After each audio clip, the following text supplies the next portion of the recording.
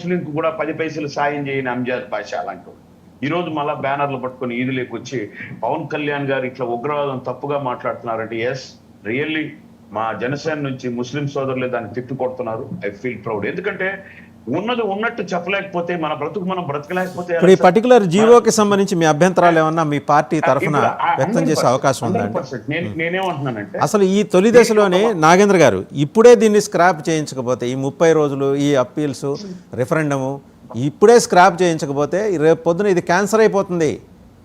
రాష్ట్రంలో ఉన్న దేవాలయ భూములన్నీ ఇలా ఉర్సా కంపెనీలు ఉన్నాయి కదా, 2 నెలలు పుట్టి పురిట్లోనే ఉన్న 2 నెలల కంపెనీలన్నీ కూడా దోచుకెళ్ళిపోతాయి. 99 పైసలకి ₹2.94 దోచుకెళ్ళిపోతాయి. మీరు దాన్ని స్వాగతిస్తారా?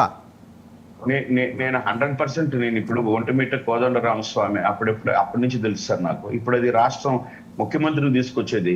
ఇప్పుడు ఆయనకున్నటువంటి భూములు మిరాసి భూములు చెక్ చేస్తే చాలా భూములు లేవు. ఏ రెవెన్యూ వ్యవస్థ జరిగిందో ఏం జరిగిందో అటువంటి ఇప్పుడు మళ్ళీ ఏమంటున్నాం మనం, ఒంటిమిట్ట మనకు వచ్చింది కాబట్టి ముఖ్యమంత్రి తలంలో దాన్ని విరివిగా మీరేం చేయాల్సిన అవసరం లేదు. ఆ భూములు అట్టే ఉండించుకుని ఉంటే ఈరోజు అవే కొట్ల లేకొచ్చిండు. ఆయన కిరీటాన్ని 10 కిరీటాలు చేసుకునే స్థితికి వచ్చిండు. నేను ఇప్పుడు కూడా అప్పీల్ చేస్తున్నాను. నేను రామనారాయణ రెడ్డి గారికి అందరికి కూడా చెప్తున్నాను, నేను మీరు ఆదాయం పెంచాలి, నో డౌట్, దాంట్లో డౌట్ లేదు.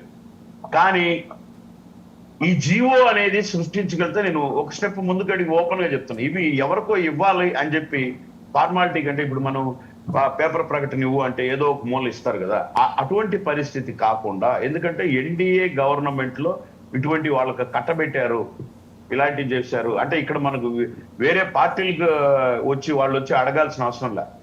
వాసుదేవన్ లాంటి జర్నలిస్టులు వాళ్ళు ఇటువంటి పరిస్థితే చూస్తూ ఉంటారు.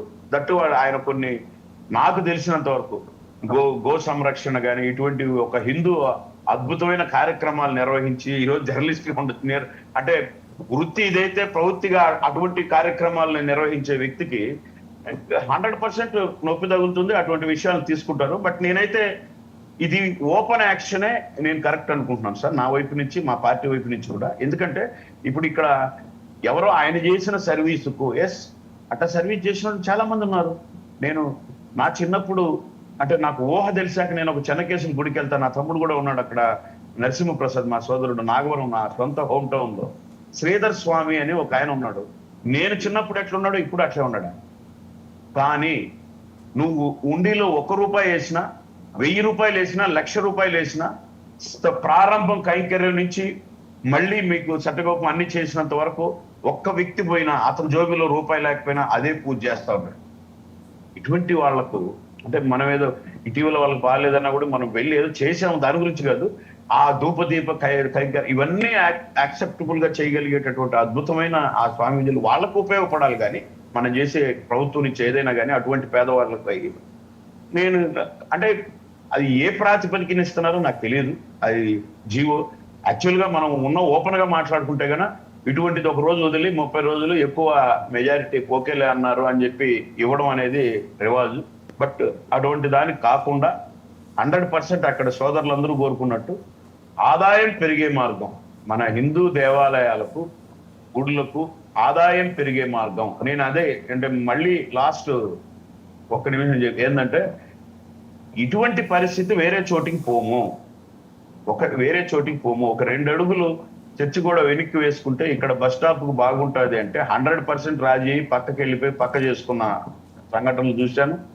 మసీదు దగ్గర అటువంటివే చూసాం మనం. ఎందుకంటే అక్కడ అడిగితే వాళ్ళ యూనిటీ తప్ప ఇంకే నాకు తెలిసి వాళ్ళ యూనిటీ ఉంటారు, ఎందుకులే తలనొప్పి. మన వాళ్ళు అయితే ఎవరి పని వాళ్ళు చేసుకుంటూ ఉంటారు, వ్యాపార వాళ్ళు. ఎవడో ఒకరో భక్తి ఉన్నాడు, వాగ్దేవం అంటాడు, వాళ్ళు వీళ్ళు అడుగుతారు, ప్రశ్నిస్తారు, 2 రోజులు వెళ్ళిపోతారు అనేటువంటిది కాకుండా ఇప్పుడు నాకు తెలిసి మన వాళ్ళలో కూడా మీరు ఎవరు అని అడిగి చంపే పరిస్థితి వచ్చింది కాబట్టి చైతన్యం వచ్చింది.